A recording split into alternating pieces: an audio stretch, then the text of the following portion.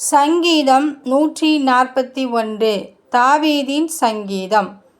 கர்த்தாவே, உம்மை நோக்கி கூப்பிடுகிறேன், என்னிடத்திற்கு வர தீவிரியும். நான் உம்மை நோக்கி கூப்பிடுகையில் என் சத்தத்துக்கு செவிகொடும். என் விண்ணப்பம் உமக்கு முன்பாக தூபமாகவும் என் கையெடுப்பு அந்தி பலியாகவும் இருக்க கடவது.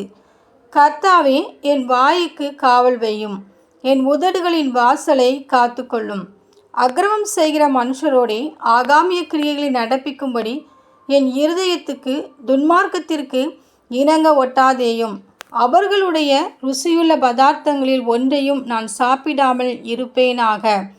நீதிமான் என்னை தயவாய் குட்டி என்னை கடிந்து கொள்ளட்டும். அது என் தலைக்கு எண்ணெயைப் போலிருக்கும். என் தலை அதை அல்லல் தட்டுவதில்லை. அவர்கள் இக்கட்டுகளில் நான் இன்னும் ஜெபம் பண்ணுகிறேன்.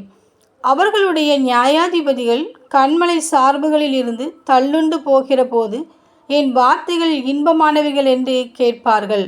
பூமியின் மேல் ஒருவன் மரத்தை வெட்டி பிளக்கிறது போல எங்கள் எலும்புகள் பாதாள வாய்க்கு நேராக சிதறடிக்கப்பட்டிருக்கிறது.